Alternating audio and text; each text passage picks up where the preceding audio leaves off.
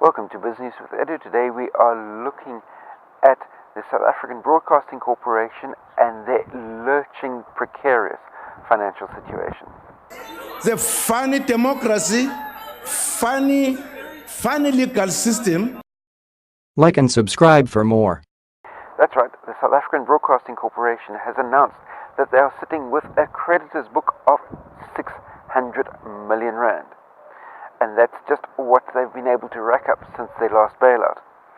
Obviously looking for yet another bailout from government. And looking back, we have the University of Hlaudi to thank for that.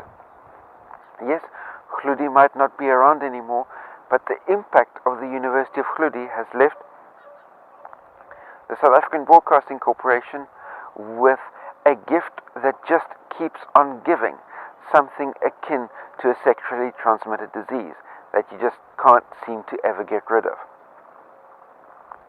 And how did this come to pass? Well, thanks to the University of Hlaudi and the changing of the editorial content policy, especially for radio, chased radio advertisers away.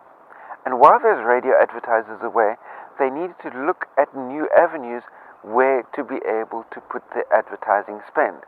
And what they discovered during the course of the couple of years that Hlaudi was in charge of chasing the advertisers away is that VOD and internet content distribution platforms have become far more mainstream.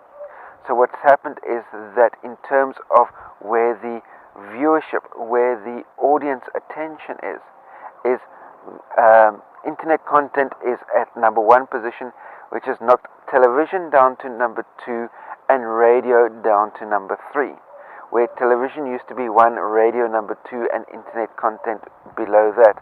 Now internet content is where your audience attention is, so that's moved up to number 1, knocking television down to where radio used to be, and radio down even further below that. However, the pricing structure on television advertising and radio advertising has not changed to reflect the changing world in which we live in. However, internet content is pricing its advertising cheaper than what radio was. So what's happened is that your radio advertisers have now started advertising on internet content, getting a far further reach, a far more targeted reach than what they were ever able to do with radio advertising, and at a fraction of the cost.